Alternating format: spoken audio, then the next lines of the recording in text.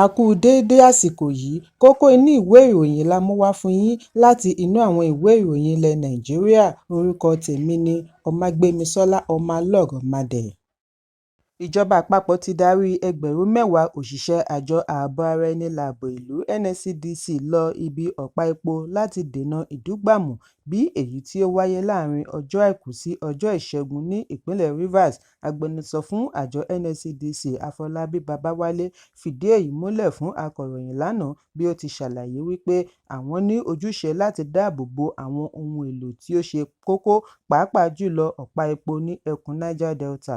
Àjọ NSCDC wá ṣe ìkìlọ̀ tako àwọn tí wọ́n ń ṣiṣẹ́ láabi yìí kí wọ́n dẹ̀yìn nítorí 10,000 òṣìṣẹ́ NSCDC ni yóò darapọ̀ mọ́ ẹ̀ṣọ́ aláàbò yòókù láti pèsè ààbò tó péye fún ẹ̀mí àti dúkìá.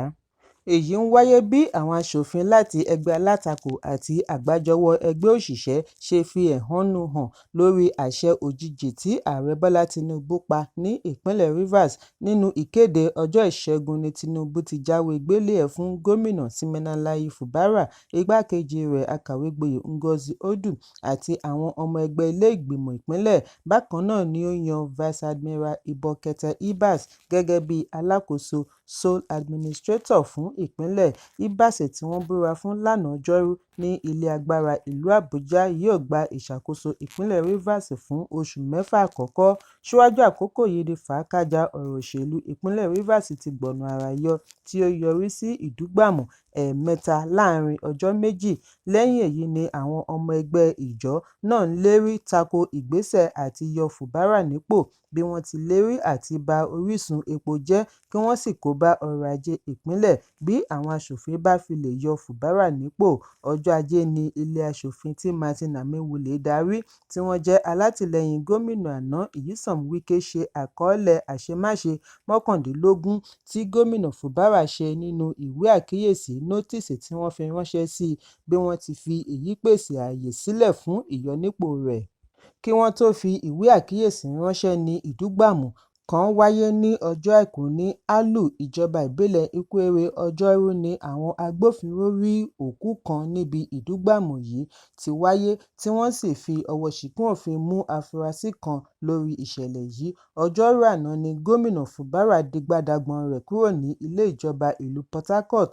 Kò tíì sí ẹni tí ó lè fìdí ẹ̀ múlẹ̀ bóyá ilé rẹ̀ ní ìlú Port Harcourt ni ó kó lọ tàbí ìlú abínibí rẹ̀ ní Òpóbò, ṣùgbọ́n àwọn ológun dúró káàkiri ilé ìjọba pẹ̀lú ọkọ̀ ìpàráàro bí wọ́n ti ń yẹ ara àwọn tí wọ́n ń wọlé jáde sí ilé ìjọba wò. Ilé ìgbìmọ̀ ìjọba àpapọ̀ ti wá fi ọjọ́ sí òní láti fi jíròrò lórí àṣẹ òjijì Ààrẹ Bọ́lá Tinubu bóyá èyí lọ pẹ̀lú ìlànà òfin. Ẹ̀kúnrẹ́rẹ́ ìròyìn wà nínú ìwé ìròyìn Punch tó jáde lónìí. Ìjọba ìpínlẹ̀ Ọ̀ṣun àti ẹgbẹ́ òṣèlú People's Democratic Party (PDP) ti kọ̀rọ̀ ojú sí bí ẹgbẹ́ òṣèlú All Progressives Congress (APC) àti akọ̀wé ẹgbẹ́ wọn Sínátọ̀ Ajíbọ́lá Bashir ṣe ń ké sí Ààrẹ Bọ́lá Tinubu kí ó kéde ìlú òfararọ ní ìpínlẹ̀ Ọ̀ṣun. Gẹ́gẹ́ bí ó ti ṣe ní ìpínlẹ̀ Rivers, Kọmíṣánná fún ìròyìn Kọ́lápọ̀ Álímì ni ó ṣe àpèjúwe ìpè yìí ní ìwà ìkà, ìmọtara-ẹni-nìkan àti ìrúfin. Bákan náà ni agbẹnusọ fún ẹgbẹ́ PDP ní ìpínlẹ̀ Ọládélé Bámíjí fi ẹ̀sùn kan Bashir àti APC wípé wọ́n ń gbìyànjú àti já agbára gbà láti ẹ̀yìn lẹ́yìn tí ará ìlú kọ̀ wọ́n níbi ìdìbò. Nínú àtẹ̀jáde orí ẹ̀rọ abánidọ́rẹ̀ẹ́ X ni Bashir kọ sí wípé APC gbóríyìn fún Tinubu lórí àṣẹ òjijì tí ó pa ní ìpínlẹ̀ Rivers kí ó pín in dé ìpínlẹ̀ Ọ̀ṣun. Ní ìpínlẹ̀ Ọ̀ṣun ni PDP àti APC ti ń jà fún ìṣèjọba ìbílẹ̀. Ọ̀sẹ̀ 3 sẹ́yìn ni ó kéré tán ènìyàn 6 di olóògbé bí àwọn òṣìṣẹ́ ṣe dáṣẹ́ dúró ní àwọn ìjọba ìbílẹ̀ kanṣu sá àsálà fún ẹ̀mí wọn. Agbẹnusọ APC Kọ́lá Ọlábísí sọ nínú àtẹ̀jáde wípé ìpè fún àṣẹ òjijì ṣe pàtàkì látàrí àwọn àṣemáṣe tí gómìnà Adémọ́lá Adélékè ti ṣe. Ó ní kò sí ẹ̀ṣẹ̀ tí gómìnà Fubara ṣẹ̀ tí Adélékè náà ò ṣe jù bẹ́ẹ̀ lọ. Ó gbìyànjú àti yọ adájọ́ àgbà nípò. Ọ̀pọ̀ ọmọ ẹgbẹ́ APC ni wọ́n ṣekú pa nígbà ìdìbò gbogboògbò ọdún 2022 káàkiri ìpínlẹ̀. Ó ṣẹnu gbálágún sí àṣẹ ilé-ẹjọ́ lórí dídápadà àwọn alága ìjọba ìbílẹ̀ àti bẹ́ẹ̀ bẹ́ẹ̀ lọ.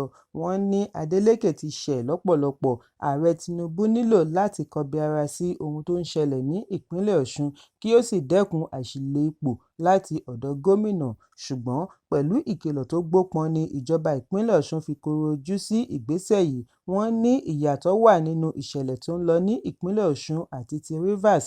Alimi gba Bashiru àti APC nímọ̀ràn kí wọ́n má ba àlàáfíà tí wọ́n ń jẹ ìgbáládùn rẹ̀ lọ́wọ́lọ́wọ́ jẹ́ ní ìpínlẹ̀ Ọ̀ṣun pẹ̀lú ète wọn àti gbàjọba látẹ̀yìn. Ẹ̀kúnrẹ́rẹ́ ìròyìn wà ní ìwé ìròyìn Punch tó jáde lónìí.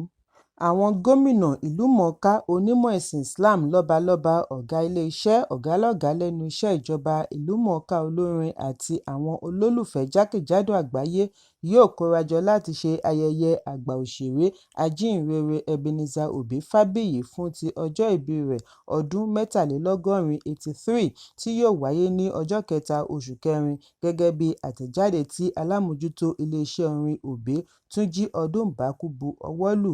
Ọlọ́jọ́ ìbí ti pinnu láti má dá wẹ̀jẹwẹ̀mu sílẹ̀ ṣùgbọ́n ṣe àgbékalẹ̀ ìsìn ìdúpẹ́ láti fi ìmoore rẹ̀ hàn sí Ọlọ́run àti láti gbàdúrà fún àlàáfíà orílẹ̀-èdè àti ìbùkún fún gbogbo ènìyàn.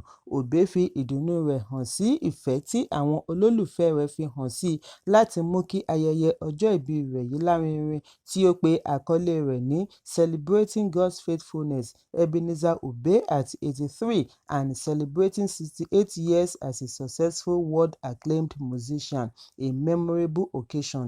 Ètò yìí yóò wáyé ní ilé ìjọsìn ọlọ́jọ́ ìbí The Cross Gospel Mission Headquarters of Praise tí ó wà ní ojúlé 13 sí 15 Oyewole Road, ibùdókọ̀ Múléró, Ìyànàpájà, ìpínlẹ̀ Èkó, bẹ̀rẹ̀ láti aago 10 òwúrọ̀ títí di aago 4 ìrọ̀lẹ́. Ẹ̀kúnrẹ́rẹ́ ìròyìn wà ní ìwé ìròyìn Nigerian Tribune tó jáde lónìí. Ààrẹ orílẹ̀-èdè Venezuela Nicolás Maduro ti bu ẹnu àtẹ́ lu bí wọ́n ṣe lé ó lé ní 200 ọmọ orílẹ̀-èdè Venezuela kúrò ní orílẹ̀-èdè United States lọ inú ọgbà ẹ̀wọ̀n ní El Salvador. Ó ṣe àpèjúwe ìgbésẹ̀ yìí ní ìjínigbé. Ó ní àwọn wọ̀nyí kì í ṣe ọ̀daràn, kí wọ́n kó wọn padà sí ilẹ̀ baba wọn.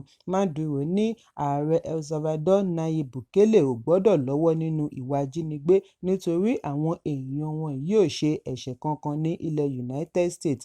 Maduro sọ fún ààrẹ El Salvador tí ó ní àdéhùn pẹ̀lú ààrẹ US Donald Trump. Maduro tẹ̀síwájú wípé wọn kò pe àwọn wọ̀nyí lẹ́jọ́, wọn kò fún wọn ní àǹfààní àti sọ tẹnu wọn. Wọ́n tọ̀ wọ́n wọ inú ọkọ̀ òfurufú kó mámúgaàrí sí wọn lọ́wọ́ kí wọ́n tó fi wọ́n ránṣẹ́ sí ibi ìpàgọ́ ní El Salvador. Yàtọ̀ sí ará ilẹ̀ Venezuelan, ará Salvador 23 ni wọ́n fi ránṣẹ́ padà pẹ̀lú àdéhùn láàrin US àti El Salvador. Wọ́n fi wọ́n ránṣẹ́ sí ọ̀dọ̀ àjọ tó ń gbógun ti ìwà ọ̀dàlúrú Counter-Terrorism Confinement Center ní Tecoluca, El Salvador, ọgbà ẹ̀wọ̀n tí wọ́n mọ̀ gẹ́gẹ́ bí ọgbà ẹ̀wọ̀n tó burú jọjọ. Ọ̀pọ̀ ìgbà ni àwọn ajàfẹ́tọ̀ọ́ ọmọnìyàn ti kọ̀rọ̀ ojú sí ìṣe tí wọ́n ń ṣe wọ́n nínú ọgbà ẹ̀wọ̀n yìí, wípé ó jẹ́ ìtàpá sí ẹ̀tọ́ ọmọnìyàn. Ọjọ́ Ìṣẹ́gun ni àwọn ará Venezuela kan sí gbòòrò láti ṣe ìfẹ̀hónúhàn tako bí wọ́n ṣe lé ara wọn. Àwọn mìíràn nínú wọn ní inú àfihàn fídíò ni àwọn ti dá èèyàn wọn mọ̀ bí wọ́n ti ní àwọn ará wọn kì í ṣe ọ̀daràn, kí wọ́n dá wọn padà sílé. Ẹ̀kúnrẹ́rẹ́ ìròyìn wà ní ìwé ìròyìn Nigerian Tribune tó jáde lónìí. Kókó inú ìwé ìròyìn tòní kò ní jù báyìí lọ. Ẹ pàdé mi ní ìrọ̀lẹ́ fún àkọ́tún ìròyìn. Kí a tó lọ, ẹ má ṣaláì fi àkíyèsí yín ránṣẹ́ kí ẹ sì bá wa subscribe sójú náà wa lórí YouTube kí kókó inú ìwé ìròyìn lè máa tẹ̀ yín lọ́wọ́ ní kíákíá.